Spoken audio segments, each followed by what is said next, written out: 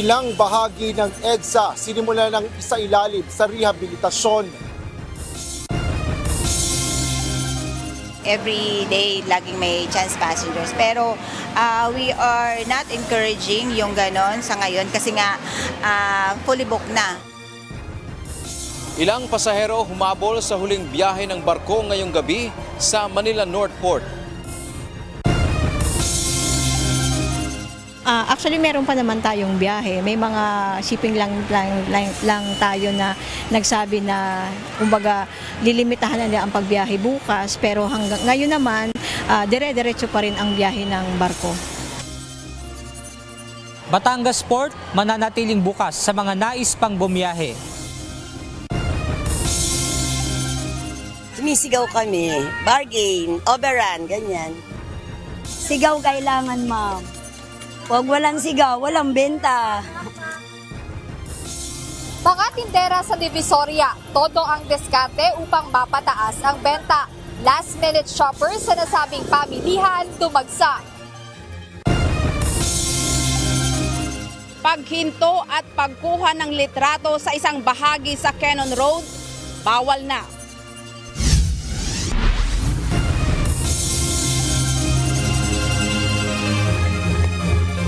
Magandang hapon, Pilipinas at sa buong mundo. Tayo po ay sabayang napapakinggan sa Radyo La Verdad 1350 ang UNTV Radio. At una sa ating mga balita. Patuloy ang pagdagsa ng last-minute shoppers sa Divisoria sa lungsod ng Maynila. Kung noong nagdaang araw, tila matumal ang bentahan, todo effort naman ngayon ng mga tindera para lumaki-laki ang kita. At dahil sa kapal ng bilang ng tao sa lugar, mas hinigpitan ng mga otoridad ang seguridad sa buong pamilihan. Ito ang balita ni Jed Neresina live.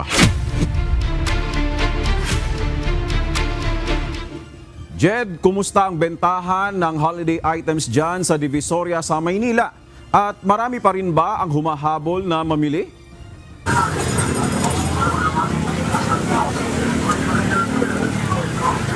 Victor, sa katunayan ay matumal pa rin ayon sa ilang mga tindera yung bentahan kumpara noong mga nakaraang taon. Ngunit mas mabuti na anila ito kumpara noong mga nakaraang araw dahil ngayon ay dumagsa nga yung mga mamimili para humapol sa last minute shopping dito sa Divisoria sa lungsod ng Maynila.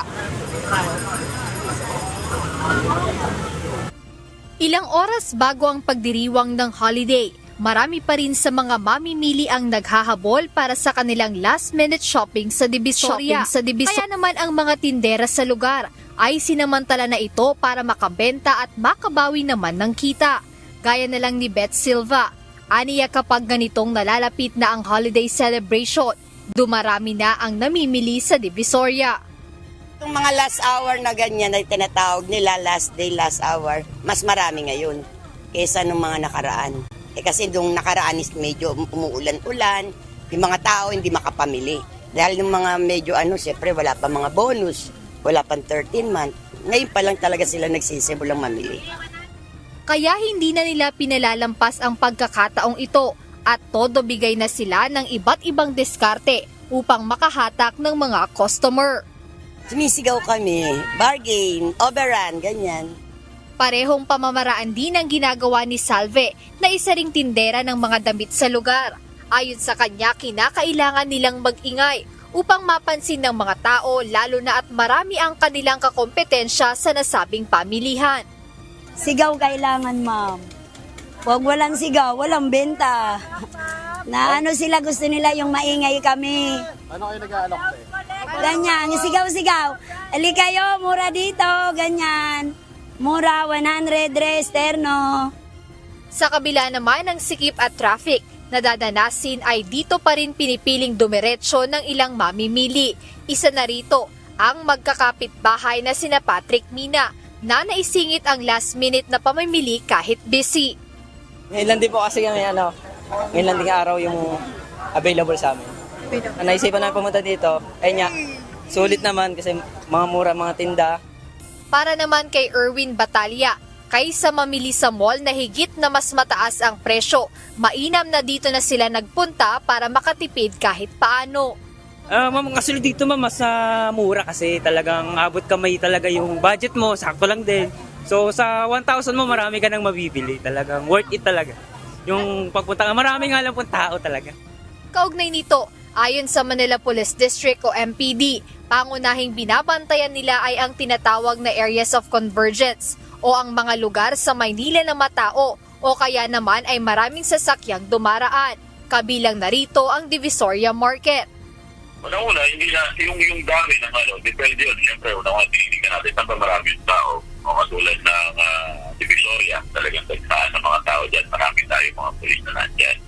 Pati yung mga admin duty personnel natin, ginagamit na natin para makadagdag doon sa police visibility. No? Meron silang patrol duty, patrol duties para magamit yan. Higit 2,000 tauhan ng Manila Police District ang nakadeploy ngayon sa iba't ibang lugar sa lungsod ng Maynila. Ayon kay MPD spokesperson, Police Major Philip Ines, ito ay para magpatupad ng seguridad ngayong holiday season. Simula pa aniyan nitong December 16 ay naka-heightened alert na ang puwersa ng pulisya na tatagal hanggang January 6 sa susunod na taon. Mahigpit nilang paalala sa mga dadayo sa matataong lugar na mag-ingat sa mga kawatan o mandurukot.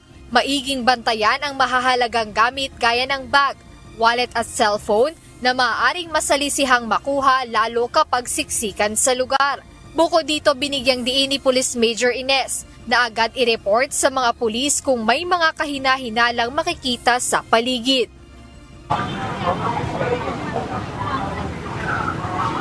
Victor, bandang mag-aalas 5 ng hapon ay nagsimulang umambon dito sa Divisoria, Maynila. Ngunit hindi ito naging dahilan para matigil o yung matinag yung patuloy na pagdating ng mga last-minute shopper dito sa nasabing pamilihan. At yung iba sa mga mamimili na nagtutungo dito sa lugar ay bit-bit pa yung kanilang maliliit na anak. Kaya paalala o mahigpit na ang paalala ng Manila Police District na bantayan lalong-lalo na yung mga bata dahil sila yung mga posibleng mawala, lalong-lalo na kapag siksikan. At pinasesecure din ng Manila Police District yung mga personal na gamit, particular na yung mga bags, wallet, cellphone na maaaring madukot o masalisi kapag siksikan o dumaan sila doon sa masisikip na kalsada. At sa mga oras na ito at simula kaninang umaga ay masikip pa rin yung ilang mga kalsada, particular na doon sa lugar na may mga bilihan dito sa lugar. Pero doon sa mga nagnanais pang humabol na bumili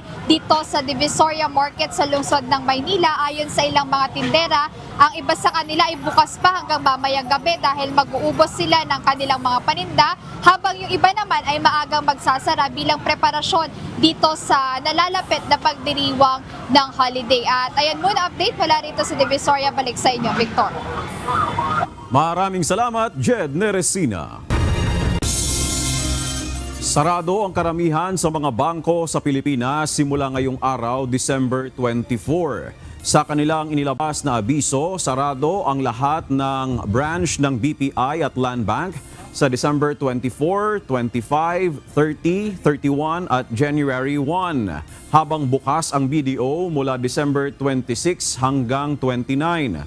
Bukas naman ang ilang branch ng Philippine National Bank o PNB sa NAIA at piling probinsya sa December 24, 25, 30, 31 at January 1 para magserbisyo sa kanilang mga kliyente. Habang closed for the holidays ang lahat ng Security Bank branches sa December 25 at January 1, ngunit magbubukas ng ilang piling branches sa December 24, 30 at 31. Samantala, nagpaalala ang Metro Bank ng PesoNet at Unit Investment Trust Fund o UITF transactions na gagawin lampas sa cut-off ay ipoproseso sa susunod na banking day, partikular sa December 26 at January 2. Mananatili namang bukas ang digital banking services at mga ATM. May mga pasahero pa ring humabol sa huling biyahe ng barko ngayong gabi sa Manila Northport Passenger Terminal. Ito ang balita ni Dante Amento, live. Dante, hanggang kailan may biyahe ng barko dyan sa Manila North Port? Magandang hapon, Nel. Aalis mamayang pasado alas 9 na gabi ang huling biyahe ng barko mula rito sa Manila North Port Passenger Terminal. Dadaan po yan ng Cebu dyan sa Visayas at ang kanyang huling destinasyon ay sa Cagayan de Oro City sa Mindanao Region. Humabulang ngayong araw sa pagbili ng tiket ang gurong si Maria Elena de Rojas patungong Butuan. Wala sana siyang balak umuwi sa probinsya, ngunit dahil sa kanyang ina, bigla siyang nagpasyang bumiyahe. Nalaman kong si mama may sakit, so kailangan kong umuwi talaga. Titingnan ko po muna aking mama, hoping na okay siya, para naman makabalik din po ako agad. Samantala, nakansela naman ang flight ni Jelly Amadeo at kanyang anak, kaya wala siyang magawa kundi magbarko papuntang Cebu. Nagbakasyon lang sila dito sa Maynila. Yeah, inconvenience pa talaga. Super hassle. Ang iba naman gaya ni Aling Mercy dahil fully booked na ang barko na aalis mamaya, bumili na lang ng tiket para sa araw ng Biyernes. Magpapalipas na lang siya ng ilang gabi sa terminal kasama ang kanyang asawa at anak. Kapag may gatas ng bata, diaper, okay na. Kailang kami. Kaya man namin tiisin. Ayon sa pamunuan ng Manila North Port Terminal, noong weekend ang pinakamaraming pasahero na sinamantala na ang mahabang bakasyon. Maayos naman anya ang biyahe ng mga pasahero o walang naitalang anumang untoward incident. May mga chance passenger na na-accommodate tulad ni na Elena at Jelly pero hinihikayat ang mga pasahero na dapat may ticket na talaga bago pumunta ng terminal. Every day, laging may chance passengers. Pero we are not encouraging yung ganon sa ngayon kasi nga fully booked na. Kanina, nag-ikot ang mga ports police para tingnan ang kalagayan ng mga pasahero. Nel, ayon sa pamunuan nga ng shipping company ng To Go Travel, wala silang karagdagang biyahe ng barko dito. Kung ano yung regular na kanilang ibinibigay na serbisyo, yun lang ang maaring i-avail ng ating mga kababayan. Kaya payo sa ating pong mga kababayang biyahero na bagamat medyo siguro 1 week pa kayong magbabakasyon sa mga probinsya, payo ng shipping company na ngayon pa lamang, Nel, ay pwede na silang mag-advance na mag-booking doon sa kanilang biyahe naman pabalik dito sa Metro Manila para hindi na magkaroon pa ng aberya sa inyong mga pagbalik mula sa isang mahabang bakasyon. Yan ang ating update mula dito sa Maynila. Balik sa iyo, Nel. Maraming salamat, Dante Amento, mula sa Manila North Port Passenger Terminal. Muling nagpaalala ang Department of Labor and Employment o DOLE kaugnay ng mga patakaran sa sahod para sa special at regular holidays ngayong Disyembre. Para sa special non-working days tulad ng December 24 at 31, ang empleyado ay may karapatang tumanggap ng karagdagang 30% sa kanyang basic pay sa unang 8 oras ng trabaho at dagdag na 30% sa overtime. Para sa regular holidays naman, tulad ng December 25 at 30, ang empleyado ay dapat bayaran ng 100% ng sahod kahit hindi magtrabaho. Kung magtatrabaho naman ay makatatanggap ito ng 200% ng kanyang sahod sa unang 8 oras at dagdag na 30% para sa overtime. Kabi-kabilang holiday parties, reunions at get-togethers. Iyan ang karaniwang pinagkakaabalahan ng marami ngayon. Ngunit may paalala ang mga eksperto sa tinatawag na binge eating. Ano ba ang mga maaaring mangyari kapag nasobrahan sa pagkain? Ito ang balita ni Gladys Tuabi. So I think since the start of the month, you have been eating so much delicious food. Some may not be healthy at all, but then you enjoyed it. And sometimes we tend to forget the healthier options as well. When you look at the table full of many kinds of foods, the healthier option is sometimes forgotten. Uso na naman ang mga handaan ngayong holidays. Kabi-kabilang salo-salo at handaan na para bang walang katapusan. Pero hinay-hinay lang. Masarap man ang nakahain, dapat pa ring mag-ingat sa labis-labis na pagkain. Madalas nangyayari tuwing holiday season ang binge eating. Ito ang sobrang pagkain, kahit hindi na talaga gutom, dahil sa dami ng handa na talaga namang matatakam ka. Pero payo ng mga eksperto, iwasan ang sobrang pagkain ng mga pagkaing nagsisimula sa letrang M. Ang mga pagkaing maaalat tulad ng lechon, matamis gaya ng mga dessert, mataba tulad ng paborito mong humba at adobo, at mamantika gaya ng mga pritong ulam. But then, kani siya, di kaya nato. But then, ingon ta, pwede na gyapon na magkaon, pero gamay lang. Moderate. So, tilaw diri, tilaw gamay. Kas arapod siguro. Kaya kung sige kang tilaw-tilaw sa pila ka parties in one day, daghana ka na siya. So again, ang tamang nutrition would go back to the discipline. Ikaw mismo nga nagkaon. Ikaw na makabalungan. Tandaan, anything in excess ay nakakasama dahil ang sobra-sobrang pagkain ay nagdudulot ng masamang epekto sa ating kalusugan. Kaya mahalaga ang tamang disiplina sa pagkain para sa tama at balanseng nutrisyon. So ikaw mismo, ang atong disiplina, ato ang dumdumon during this holiday season and again, every day. Kaya nga no maglikay kita, ani nga mga pagkaon, kay this can lead us to non-communicable diseases, which is very common. Actually, nalapasan na niya ang mga infectious diseases na cause sa atong sakit or sa atong death. No? And common is ang stroke, ang sakit sa kasing-kasing, and ang atong mga hubak diha. Pero kayang iwasan ang mga sakit na ito. Ang tamang disiplina sa pagkain ay susi sa ligtas at mas masayang selebrasyon ngayong holiday season.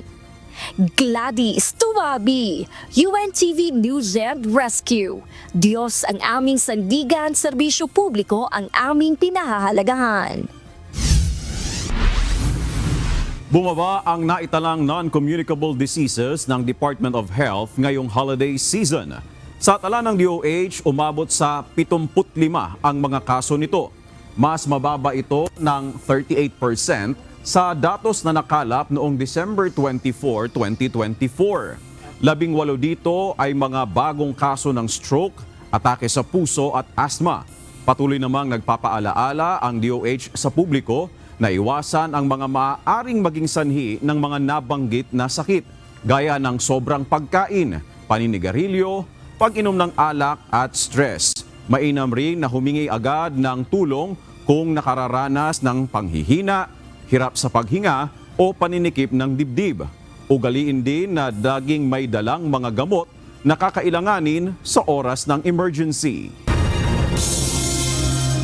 Tiniyak ng United Broiler Raisers Association na mananatiling sapat ang supply ng manok mula sa holiday season hanggang Enero. Busod dito, walang inaasahang kakulangan sa merkado. Ayon kay UBRA Chairman Elias Jose Ensyong, bumaba pa ang farm gate prices sa Central Luzon sa 83 pesos hanggang 85 pesos kada kilo. Senyalis ng labis na supply kahit bagyan tumaas ang retail prices dahil sa demand. Nilinaw din niya na walang issue sa lokal na produksyon ng manok kumpara sa ibang bilihin tulad ng bigas at wala ring import ban maliban kung may animal disease outbreak ang pinanggalingang bansa. Susunod sa ito ang balita. Kasi mas safety sila sa ganyan laruan eh. Kasi ipaputok, mamaya sumabog pa yung mga kamay nila, putokan sa mukha. Yun, delikado po kasi.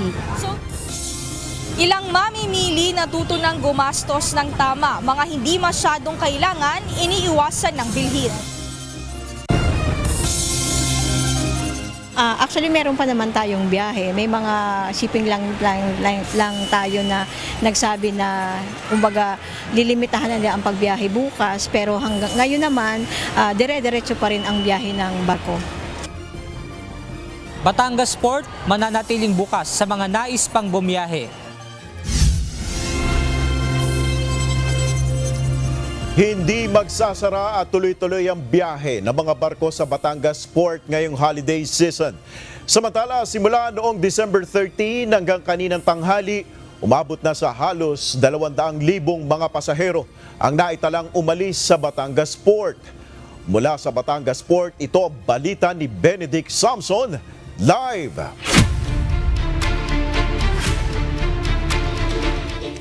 Benedict, kamusta ang sitwasyon dyan? May mga humahabol pa bang pasahero at anong oras naman ang magiging last trip ng biyahe ng barko dyan sa Batangas Port? Magandang gabi, Nel. Sa mga oras na ito ay may ilan pa ring mga pasahero na dumadating dito sa Batangas Port.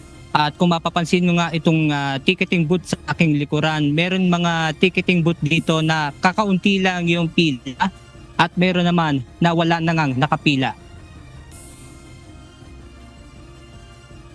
Limitado lang at walang kanseladong biyahe. Ito ang tiniyak ng Batangas Port Management sa schedule ng mga barko sa Pantalan. Ayon kay Batangas Port Manager Aurora Mendoza, kahit holiday ngayong araw, mayroong available na biyahe ng barko patungo sa Oriental at Occidental Mindoro. Gayon din sa mga patungong Romblon at Katiklan. Actually, meron pa naman tayong biyahe. May mga shipping lang tayo na nagsabi na kumbaga lilimitahan na ang pagbiyahe bukas, pero hanggang ngayon naman dire-diretso pa rin ang biyahe ng barko. Ayon pa sa Batangas Port Manager, matumal man ang bilang ng mga pasahero ay susundin ng mga shipping company ang nakatakdang oras ng alis ng isang barko. Apo, aalis po siya kung oras na po talaga ay aalis at aalis po sila. Kahit po hindi sila puno, aalis po sila. Kung mayroon mang darating na pasahero mamayang hating gabi, maaari pa rin silang papasukin sa loob ng port dahil hindi naman ito magsasara. Kung gusto po nila magstay at meron pong mangilan-ngilan pa tayong mga barkong maglalayag, pwede pa rin po silang magstay dito sapagkat hindi po magsasara kahit kailan ang port, lalo na po ang Batangas Port Terminal para sa ating mga pasahero. Kanina, naging matumal na ang pagdagsa ng mga pasahero dito sa Batangas Port. As of 12 noon, ay nasa 11,198 passengers na ang dumating sa Pantalan, habang nasa 530 roll-on, roll-off o ro-ro vessel ang umalis. Kahapon pa nandito sa Batangas Port si Nanay Terry Pabol. Kwento niya, naubusan sila ng tiket sa barko dahil sa dami ng pasahero kahapon patungo ng Romblon, kung kaya't dito na sa loob ng Batangas Port siya nagpalipas ng gabi. Kahapon sabi nung doon sa kukuha ng ticket, ay hindi na nga daw pwede kasi wala na daw ticket. Sabi ko, na lang po, kukuha na lang kami ng reservation para bukas. Pumayag naman kasi wala na nga. Ayun, dito na kami nagdamag. Ngayon lang talaga kami na-stranded. Nakatulog kami dito sa loob ng terminal. Si Ruel Lisangke naman, ngayon na bumiyahe dahil may tinapos pang trabaho kahapon. Meron po. Bali, rason din sa company. Wala pa sagot. Kaninang ating gabi lang po kami nakadating dito. Bali, yung kaibigan ko, yun po pinauna ko na kumuha ng ticket. Bali, pinareserve ko muna. Ang pamilya Bungabong naman na papunta sa Puerto Galera. Halos wala pang pahinga dahil sa mahabang oras na nagugol sa land travel galing ng Cordillera Administrative Region. Tapos na po yung online booking namin kasi kahapon sana pero gusto ng family ko na mag 24 na lang. Mahaba kasi yung biyahe namin galing kami sa part ng Cordillera pagod po. Sobrang wala po kaming pahinga, dire-diretso po na 11 hours atang biyahe namin, dire-diretso. Samantala, sa tala ng Batangas Port, simula noong December 13 hanggang kaninang alas 12 ng tanghali, umabot na sa 197,779 na pasahero ang dumating sa Batangas Port, habang nasa 23,851 ro-ro vessels na ang umalis sa naturang Pantalan. Pinakamarami namang biyahero ang naitala nitong weekend na umabot sa higit 30,000 na pasahero sa loob ng isang araw. Siguro po dahil dumagsa na po ang pasahero at ang rolling cargos nung Sabado, kaya po siguro nagsabay-sabay sila at ngayon po hanggang kagabi po iniintay natin at mamaya iintayin pa rin po natin at baka po sakaling may mga dumagsa pa rin para at least po nakahanda pa rin po ang Pantalan ng Batangas sa mga hahabol sa Pasko ngayong araw na to. Maigpit namang ipinatutupad ang seguridad dito sa Pantalan. Lahat ng mga bagahe ay dinadaan sa X-ray scanning upang makita kung may mga dalang ipinagbabawal na bagay ang mga pasahero. May mga naka-duty rin na tauhan ng Philippine Coast Guard upang masiguro ang seguridad sa loob ng passenger terminal. Dahil paalala nga ng Batangas Port Management sa mga pasahero na babiyahe bukas dahil nga limitado yung magiging biyahe ng mga barko ay makipag-ugnayan sa mga shipping company para nga sa schedule ng biyahe. At kanina ay nakalis na rin yung isang barko na patungo ngayong alas 5 ng hapon ay nakalis na rin yung barko na patungo ng Romblon at yung mga biyahe naman ng Oriental Mindoro ay magtutuloy-tuloy yung mga biyahe ng barko. Maalinman kung mauna itong mapuno ayon sa seating capacity dahil nga umiiral yung relaxation order o kung hindi man mapuno ngunit nakatakda na yung oras ng pag-alis ay aalis ito kahit hindi puno yung naturang barko. At yan muna ang ating update mula rito sa Batangas Port. Balik sa iyo, Janel. Maraming salamat, Benedict Samson. Naglabas ng QR code ang Bureau of Customs na maaaring i-scan ng mga overseas Filipino worker at kanilang pamilya upang malaman ang listahan ng mga balikbayan boxes na nakatakdang i-deliver. Bukod sa QR code, ayon sa BOC, maaari ring i-check ang link na ito upang makita ang listahan ng mga for delivery na balikbayan boxes. Ayon sa BOC, ang listahan ay patuloy na ina-update habang nagpapatuloy ang delivery rollout. Ang mga ito ay ihahatid ng door-to-door at nilinaw na walang babayaran sa delivery fee. Narito naman ang mga balita sa iba't ibang panig ng mundo. Ihahatid ng ating global correspondent na si Ann Gonzalez mula sa Ho Chi Minh City, Vietnam.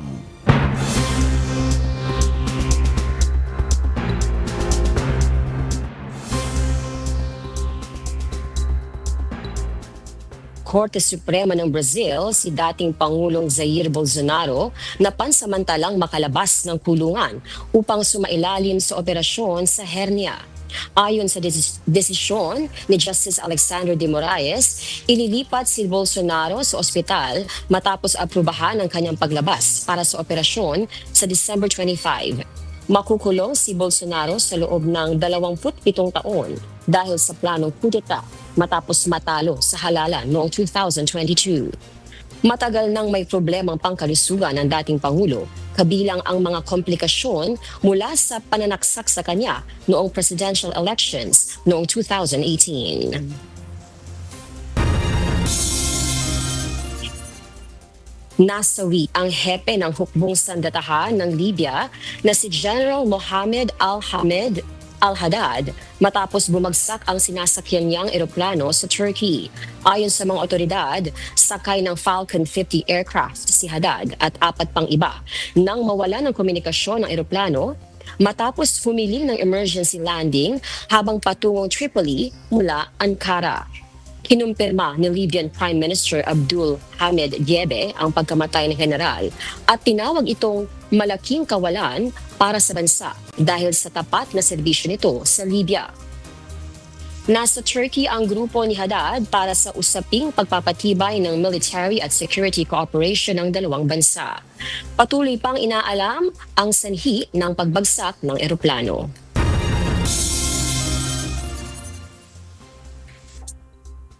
Isang henerasyon sa Ukraine ang lumalaking tila nasa walang katapusang lockdown. Kamusta na ang kabataan sa Ukraine at paano nila hinaharap ang buhay sa gitna ng walang pahingang takot, pag-iisa at trauma mula sa pandemya na sinundan ng digmaan sa Russia? Ito ang balita ni James Hilario.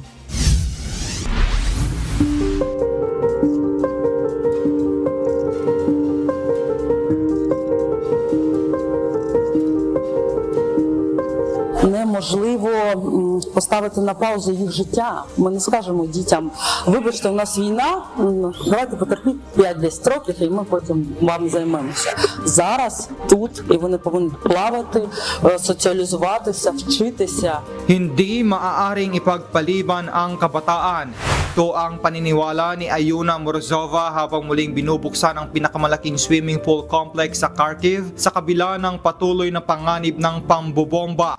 Ang pasilidad ay 2 taong isinara matapos masira ng shelling, ngunit muling nagbukas noong May 2024 upang bigyan ng espasyo ang mga bata na muling makaramdam ng normal na buhay. Але через те, що ми, на жаль, близько знаходимося від росіян, нас постійно обстрілюють. Sa ibang bahagi ng Kharkiv, mas literal namang nasa ilalim ng lupa ang pag-asa ng kabataan.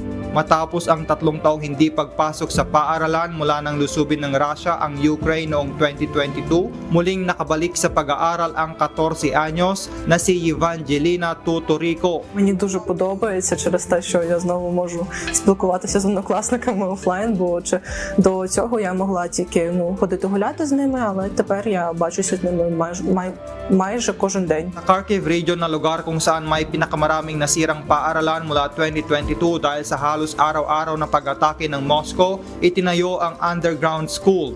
От ця будівля, вона взагалі зводилась як протирадіаційне укриття. За всіма вже останніми нормами, ГОСТами, за всіма вимогами до протирадіаційного укриття. Тому ми зараз знаходимося, мабуть, в укритті одному із найбезпечніших, які в принципі в Україні. Ngunit hindi lahat ng kabataan ay may ganitong pagkakataon. Sa bayan ng Balaklia, 70 kilometro lamang mula sa frontline, nakatira ang 15 anyos na si Bogdan Nechikov kasama ang kanyang inang may cancer. Online lamang ang kanyang pag-aaral at wala na siyang kaibigang kaedad sa kanilang lugar. Sa tuwing may banta mula sa Russia, laging nakahanda ang kanyang gamit para sa agad na paglikas. Жизнь очень сильно изменилась, когда погиб мой папа.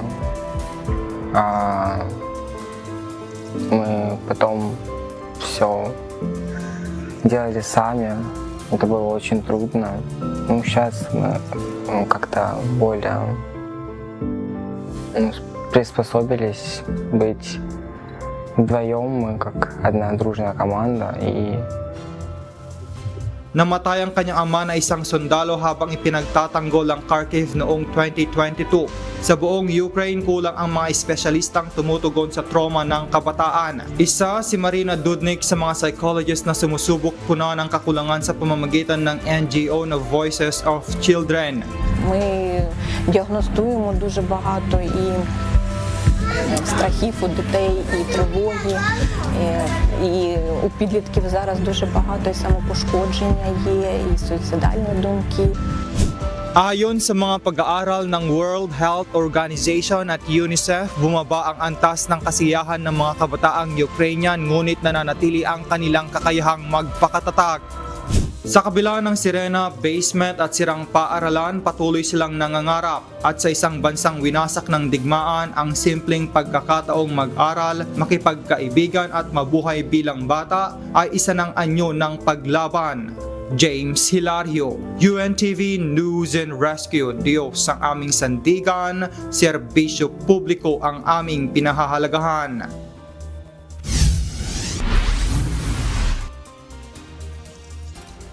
Inaresto ng mga otoridad ang Swedish activist na si Greta Thunberg sa City of London matapos dumalo sa isang demonstrasyon bilang suporta sa mga Palestinian prisoners na nasa hunger strike. Ayon sa pulisya, dinakip ang 22 anyos na aktivista dahil sa pagsuporta sa proscribed organization na Palestine Action. Ngunit pinakawalan matapos magpiyansa. Nanawagan si Thunberg sa gobyerno ng UK na tuparin ang kahilingan ng mga prisoners na mapalaya at maibasura ang kanilang mga kaso. At yan ang mga balita mula sa iba't ibang panig ng mundo. Mula rito sa Ho Chi Minh City, Vietnam, ako si Ann Gonzalez. Magandang gabi. Mas pinipili ngayon ng ilang mamimili ang ligtas at malusog na selebrasyon. Ayon sa ilang magulang, hindi nakabilang sa kanilang prioridad ang pagbili ng paputok. Ito ang balita ni Mia Alonzo live. Mia, anong pangunahing dahilan ng ilang magulang bakit di na nila isinasama sa budget ang pagbili ng paputok?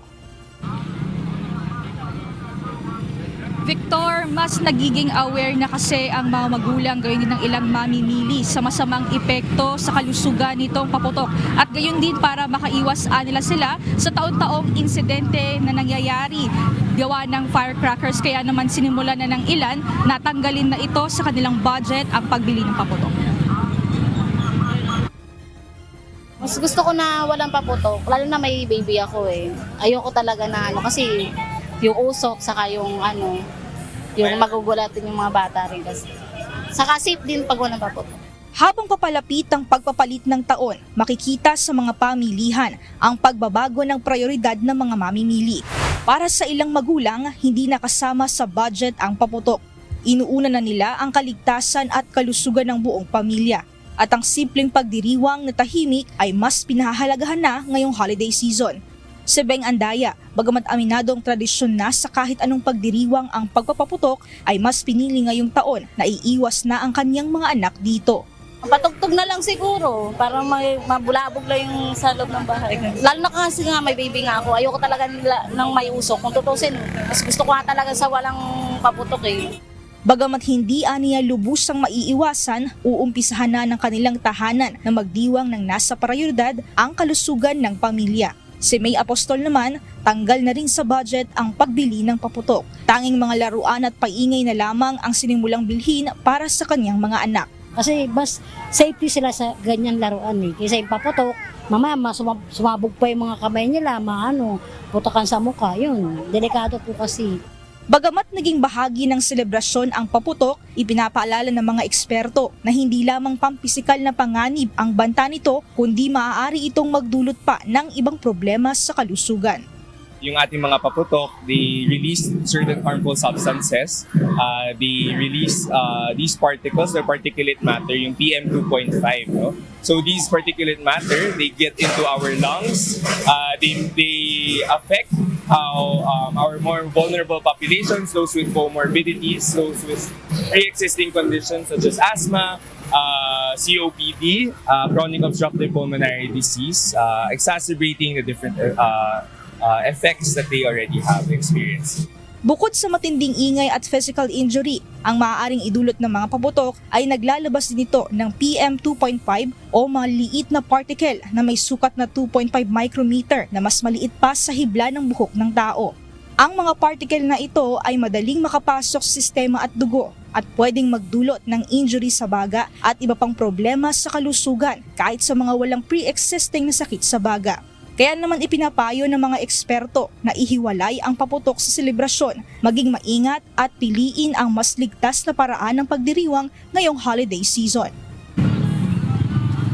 Samantala, Victor, ang kasalukuyang sitwasyon naman ngayon dito sa may Quezon City, sa may Litex Market. Bagamat kaninang umaga ay dagsana yung mga tao para mamili ng kanila pang mga kakailanganin bilang last minute shopping. Ngayong paggabi na, may mga mamimili pa rin na nagsisipunta dito. Kaya naman medyo nakararanas ng bahagyang pagbigat ng trapiko dito sa lugar.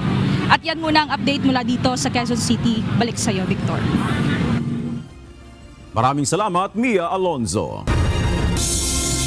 Nanawagan ang Philippine National Police sa mga Local Government Unit o LGU na magtalaga ng firecracker zones sa kani-kanilang mga lugar para na rin sa kaligtasan ng lahat ngayong holiday season.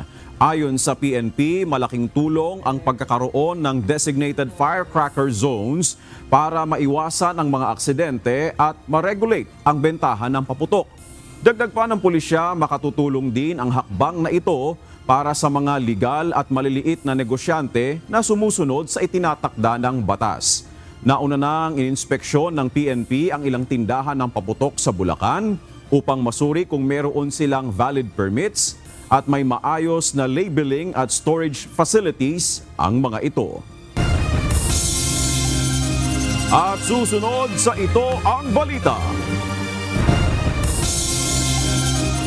Pilipinas umangat ang pwesto sa 2025 Government Artificial Intelligence Readiness Index batay sa Oxford Insights.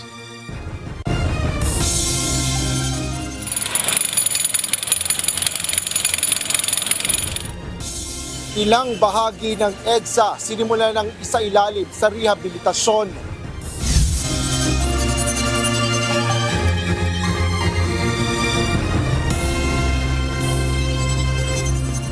Sinimula ng isailalim sa rehabilitasyon ang Epifanio de los Santos Avenue o EDSA.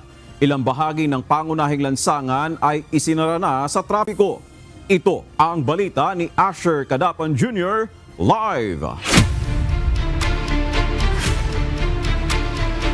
Asher, saang mga lugar pasisimulan itong rehabilitasyon ng EDSA?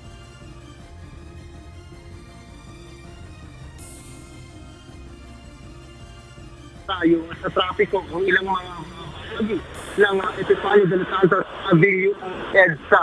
Partikular na yan sa north at southbound ng EDSA, Makati at Pasay City area.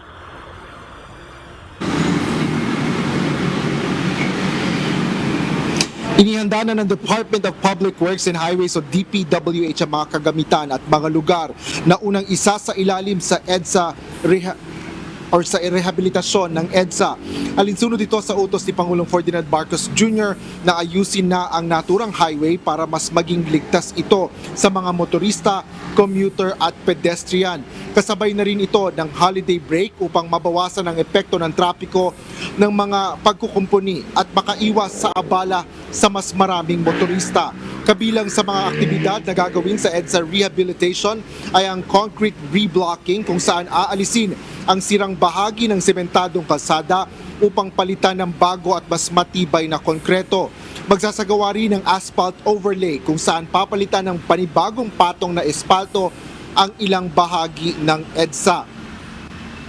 Unang isasara ang 3 pinakaloob na lane sa ilang bahagi ng EDSA, kabilang ang EDSA Carousel Busway, habang ipinatutupad ang rehabilitasyon. Mula December 24 hanggang December 27, alas 11 ng gabi hanggang madaling araw, magkakaroon ng concrete reblocking sa southbound ng EDSA mula P. Celes Street hanggang Rojas Boulevard at mula Tramo Flyover hanggang P. Celes Street. Habang sa northbound naman ay gagawin rin ang concrete reblocking mula sa Rojas Boulevard hanggang sa Park Avenue at Park Avenue hanggang Taft Avenue. Simula naman bukas ay isasagawa ang asphalt overlay sa southbound EDSA sa bahagi ng Orense hanggang Urdaneta Village, Orense hanggang Magallanes Interchange at Tramo hanggang Loring Street. Nangako ang DPWH na magtatrabaho sila ng 24 na oras kada araw para sa rehabilitasyon ng EDSA na inaasahang matatapos ng December 27. Ayon sa DPWH, maglalabas pa sila ng hiwalay na schedule para sa susunod na yugto ng EDSA rehabilitation mula December 28, 2025 hanggang January 5, 2026. Nagpahayag naman ng magkakaibang opinyon ng ilang motorista kaugnay ng pagsasaayos ng EDSA. Okay lang po yun para mas maganda po ang daloy ng trapiko po pagka naayos po yung mga diferensya po dyan sa mga EDSA ay mas maganda yung takbo ng mga sasakyan po. Dapat matagal na kasi lalo na ngayon pwede naman samantalin ngayon lalo kasi December wala masyadong mga dumadaan ngayon kaya dapat action na nila. Approve sa inyo? Approve yan. Dapat pinalagpas mo nila itong holiday season bago nila i-start yun. Para kumbaga wala ding ma-permission ng mga drivers, yung mga pauwi din ng mga probinsya, hindi din maapektuhan.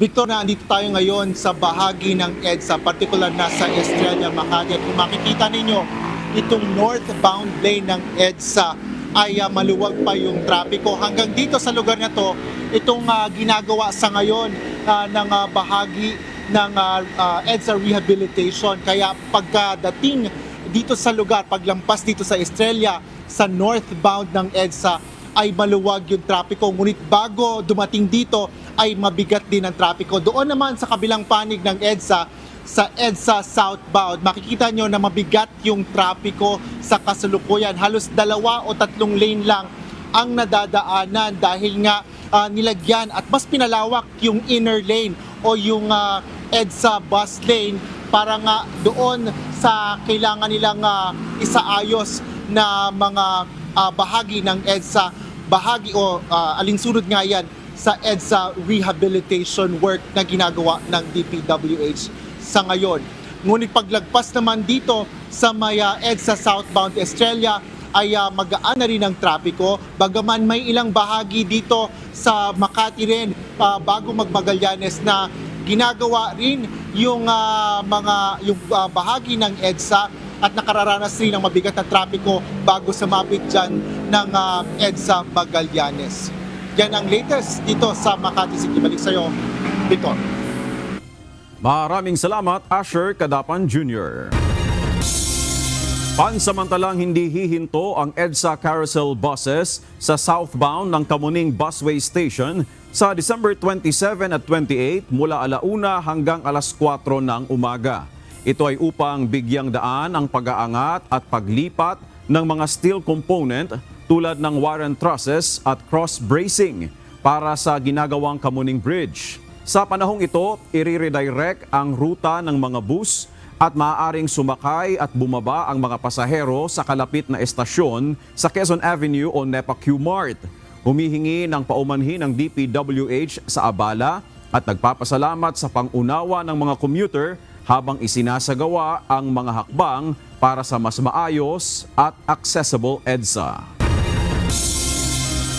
Tinapos pa ng ilan ang pasok sa trabaho kahapon, kaya ngayon pa lang sila bibiyahe pauwi ng probinsya. Sa ngayon, tuloy pa rin ang dating ng mga pasahero sa Parañaque Integrated Terminal Exchange. Nagkakaroon naman ng bahagyang pagkaantala ng mga bus galing ng Bicol. Ito ang balita ni Ryan Lacanlale, live. Ryan, may masasakyan pa ba ang ating mga kababayan na ngayon pa lang magtutungo dyan sa PITX? Nel, meron pang masasakyan. Yung ating mga kababayan na ibig humabol ngayon dito sa PITX at kanina nakita natin meron lamang kaunting pila doon sa biyahe papuntang Cavite at Batangas dahil naaantala din yung mga bus dahil sa traffic sa South Luzon Expressway. 10 taon nang hindi nakakauwi sa Masbate si Aling Josie. Pero dahil nag-request ang kanyang ina na nagdiriwang ng ika-70 taong kaarawan kasabay ngayon ng holiday season, sinikap nilang makapag-ipon upang makauwi. Hindi kasi biro ang gastos pa uwi Bicol lalo na't buong pamilya silang luluwas. Tinapos din nila muna ang pasok sa trabaho kahapon bago sila lumuwas sa Bicol ngayong araw. Pag sa 26 pa kami uwi, ang konti lang ng aming i-stay doon. So babalik na naman kami ng Ados.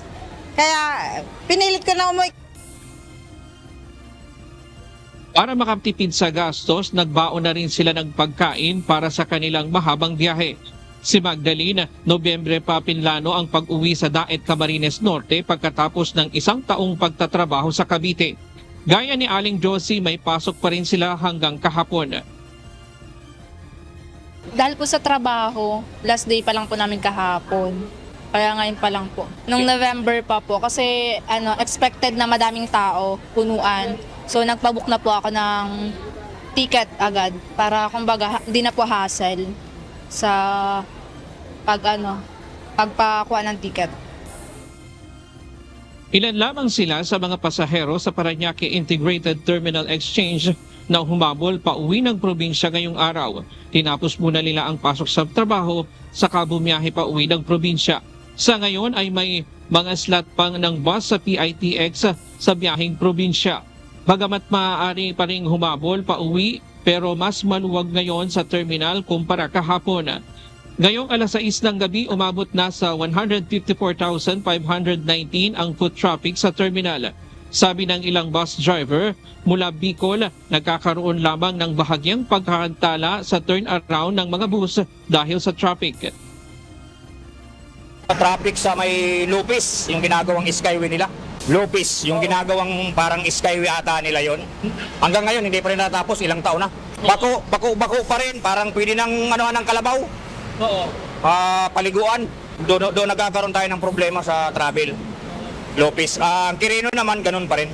Wala pa rin nagbabago. Andaya Highway. Dati tinatakbo natin ng mga 12. Ngayon, umaabot na ng mga nasa 18 to 20 hours. Apektado po tayo lahat. Lahat ng papunta ng Bicol, papunta ng Bisaya, apektado. Apektado sa kalsada. Bukas may biyahe pa rin ang ilang mga bus sa PITX pero inaasahang kakaunti na lamang din ang mga biyahero.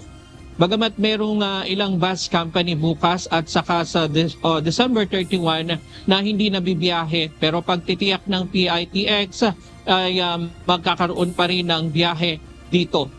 At yan muna ang latest mula dito sa PITX. Balik sa'yo, Nel. Maraming salamat, Ryan Lacanlale. Umakyat ng 7 pwesto ang Pilipinas sa Government Artificial Intelligence o AI Readiness Index. Pero gaano na nga ba kahanda ang gobyerno kasama ang mga lokal na pamahalaan sa paggamit ng AI? Ito ang balita. Sa 195 mga bansa, umakyat sa pang-49 na pwesto ang Pilipinas sa Government Artificial Intelligence o AI Readiness Index ng Oxford Insights. Pang-siyam naman ang Pilipinas sa mga bansa sa Asia-Pacific region. Sinusukat ng index ang antas kung gaano kaepektibo at responsable ang integrasyon ng AI ng isang bansa sa mga serbisyong pampubliko. Kabilang sa sinusukat sa isang bansa ang ipinatutupad na polisiya, pamamahala, infrastruktura para sa AI, paggamit nito sa pampublikong sektor at pagpapaunlad at katatagan. Base sa naturang ulat, mababa ang marka ng Pilipinas pagdating sa AI infrastructure na may 48.11% at pagpapaunlad sa naturang makabagong teknolohiya na may 42.46%. Nangunguna sa AI Readiness Index Report ang Amerika, pangalawa ang United Kingdom of Great Britain at Northern Ireland. Sumunod ang France, Netherlands, Germany at nasa pang-6 na pwesto ang China. Ang gobyerno ng Pilipinas nais na masamantala ang paggamit ng artificial intelligence. Nais ni Pangulong Ferdinand Marcos Jr. na matalakay ito bilang chairman ng Association of Southeast Asian Nations o ASEAN Summit sa susunod na taon. I was doing making a list of subjects around AI that I wanted to discuss during the ASEAN. So sinimulan ko, simple lang, AI and education, AI and infrastructure, AI and renewables. Walang katapusan yung listahan. It does not end. Ngunit gaano na nga ba kahanda ang gobyerno at mga lokal na pamahalaan sa paggamit ng AI? Batay sa isang hiwalay na pag-aaral ng Philippine Institute for Development Studies o PIDS, ang kahandaan ng mga lokal na pamahalaan para sa digital transformation at paggamit ng AI ay nakadepende sa kanilang pinansyal na kakayahan at human capital o mga taong may kaalaman sa Information and Communications Technology o ICT. Sa datos ng PIDS, malaki ang pagkakaiba ng alokasyon ng budget ng mga LGU para sa ICT. Ang mga syudad sa Luzon ay may pinakamalaking alokasyon sa ICT na may mahigit 110 million pesos. Malayo sa Visayas na may 10 million pesos at Mindanao na may 13 million pesos. Sa 307 na LGUs na na-survey, 50.49% lamang ang mayroong ICT units at 49.51% ang walang dedicated na ICT support. Bagaman malaking hamon pa rin ang paggamit ng AI, inihayag na rin ng Marcos administration ang pagnanais nito na magamit ang AI upang mabantayang mabuti ang implementasyon ng flood control projects. Ito ay sa gitna na rin ng umano'y korupsyon sa mga ipinatutupad na proyekto ng pamahalaan. Nel Maribuhok, UNTV News and Rescue, Diyos ang aming sandigan, serbisyo publiko ang aming pinahalagahan. Inalawig pa ng Philippine Health Insurance Corporation o PhilHealth ang renewal ng accreditation ng mga health facility hanggang sa January 14, 2025. Ayon sa PhilHealth, ang naturang extension ay alinsunod na rin sa suspensyon ng pasok sa mga tanggapan ng gobyerno sa December 29 hanggang sa January 2. Nauna nang itinakda ng PhilHealth ang deadline ng renewal ng accreditation hanggang sa December 29, 2025. Paglilinaw ng PhilHealth ang lahat ng isinumiteng aplikasyon na may kumpletong requirements at walang gap sa validity ng license to operate o certification bago o hanggang January 14 ay ituturing na continuous accreditation, habang ang mga magsusumite naman ng lagpas sa bagong deadline ay ituturing na re-accreditation na maaaring magresulta sa gap sa accreditation validity. Hindi malalagdaan ni Pangulong Ferdinand Marcos Jr. ang 2026 General Appropriations Bill bago matapos ang taon. Sa mensahe na ipinadala ni Executive Secretary Ralph Recto sa Malacanang reporters, sa unang linggo pa ng Enero sa susunod na taon, mapipirmahan ang 6.793 trillion peso national budget. Una nang pinalutang ni Senate President Vicente Sotto III ang posibilidad ng reenacted budget sa pagsisimula ng taong 2026. Wala naman anya itong masamang implikasyon kung ang reenacted budget ay iiral sa loob lamang ng ilang araw o isang linggo. Inaasahang mararatipikahan ng Kongreso ang 2026 budget sa December 29. Suportado ng ilang senador ang plano ng palasyo na pirmahan ni Pangulong Ferdinand Marcos Jr. ang panukalang 2026 national budget sa January 5. Anila magbibigay ito ng mas maraming panahon sa Malacanang na repasuhin ng panukalang pondo na naipasa ng Kongreso. Paliwanag ni Senate Finance Committee Chairperson Senator Sherwin Gatchalian, target ng Kongreso na maisumite ang proposed budget sa sangay ng ehekutibo sa December 29.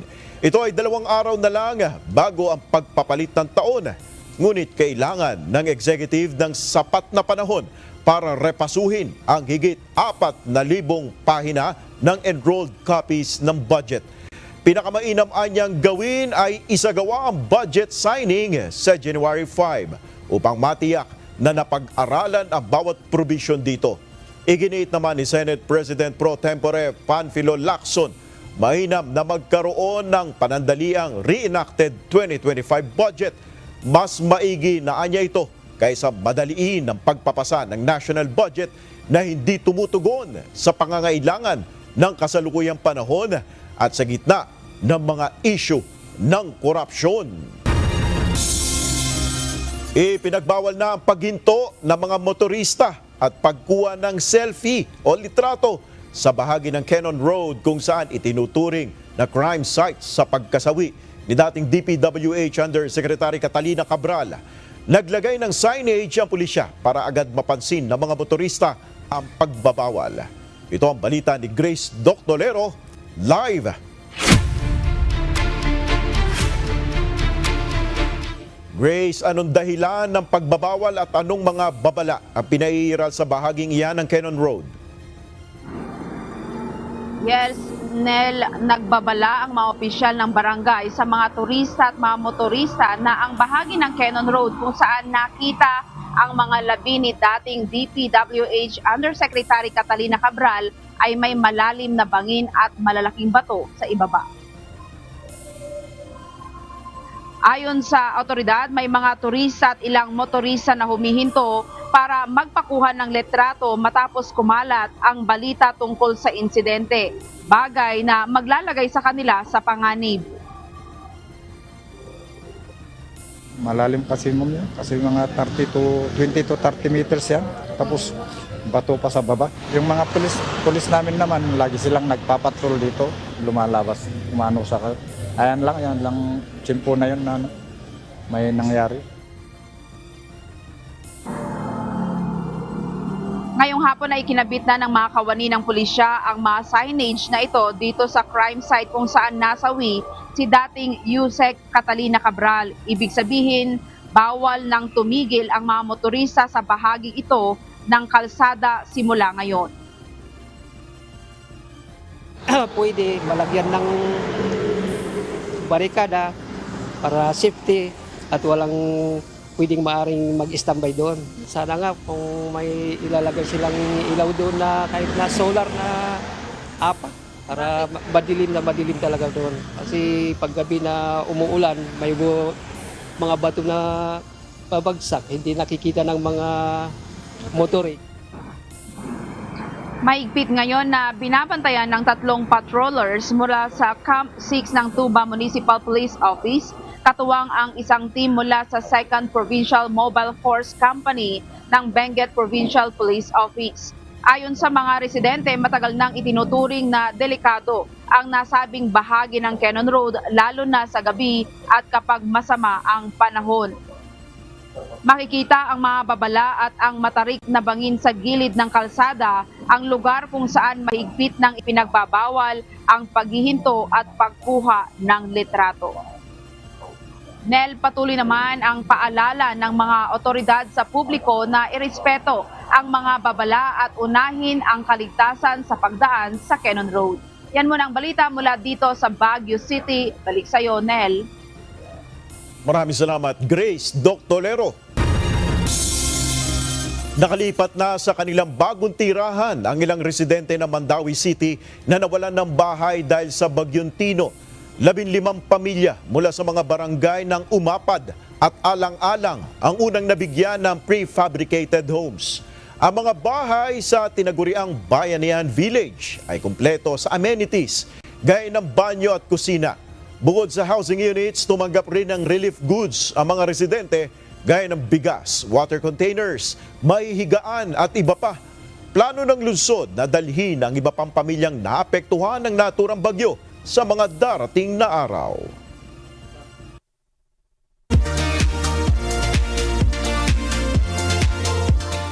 Kinumpirma ng Marvel Studios ang pagbabalik ni Chris Evans bilang Steve Rogers sa inaabangang Avengers Doomsday.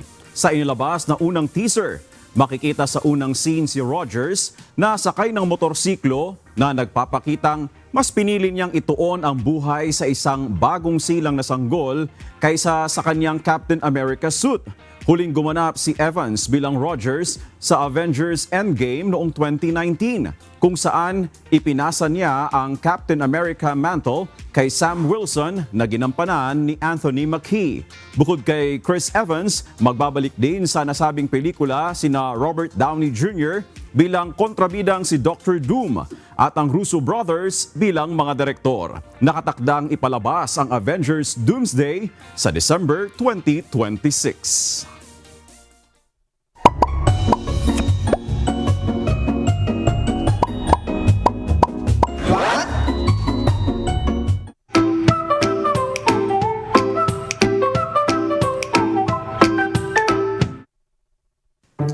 May natira ba kayong pagkain sa handa nyo? Initin na lang daw. Pero teka, alam nyo ba, hindi lahat ng pagkain ay ligtas kainin kapag paulit-ulit na iniinit. Panoorin nyo to.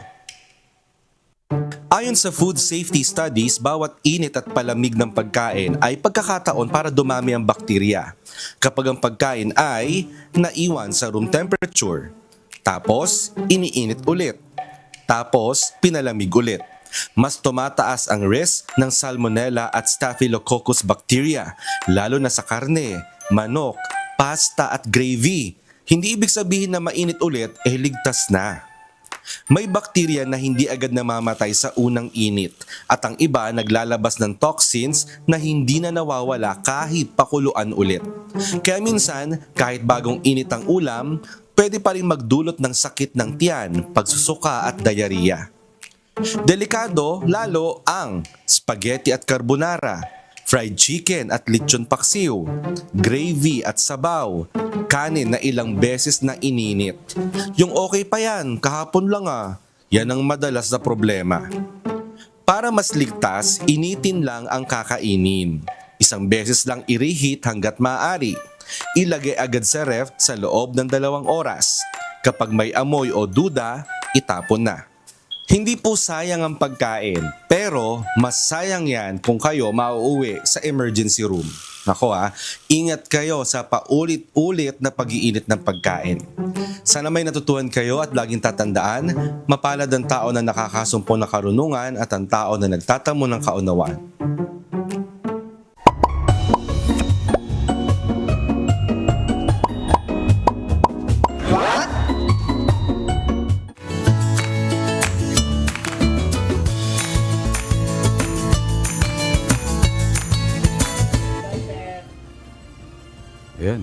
Huwag kang magre-reheat Meron nga joke dyan Ano pa?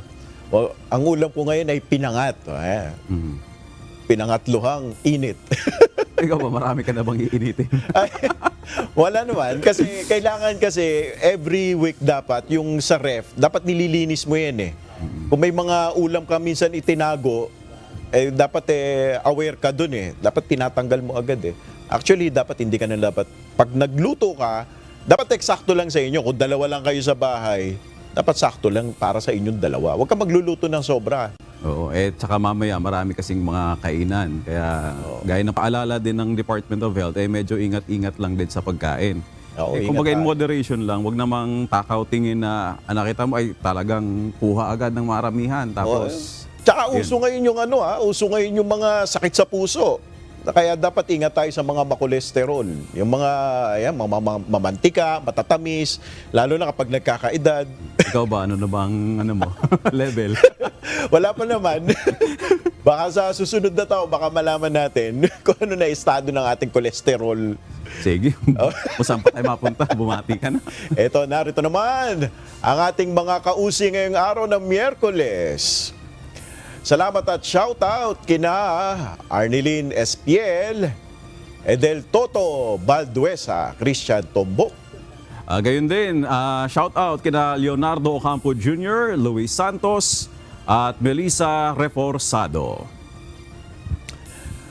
Mga kasambahay, kung may mga istorya po kayong nais balikan sa Ito Ang Balita, pwede nyo po itong muling mapanood sa aming mga official social media account. Magtungo lamang po sa UNTV News and Rescue YouTube channel at i-click ang subscribe button. Gayon din sa aming Facebook, Instagram, X at TikTok accounts. Mapapanood nyo rin po rito ang iba pang news programs ng UNTV, pati na ang iba pang video ng nag-iisang public service channel. Kaya subscribe, like, and share. Narito naman ang salita ng Diyos na ating sandigan mula sa aklat ng Kawikaan 23 at 9 na nagsasabi, "Huwag kang magsalita sa pakinig ng mangmang, sapagkat kanyang hahamakin ang karunungan ng iyong mga salita."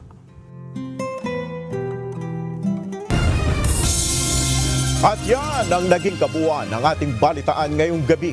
Aming inilahad na buong katapatan kung paano namin nasaksihan. Kayo'y makapagtitiwala na ang aming nakita at narinig, ang aming ibinabalita. At dito sa UNTV, Diyos ang aming sandigan, serbisyo publiko ang aming pinahahalagahan. Magandang gabi.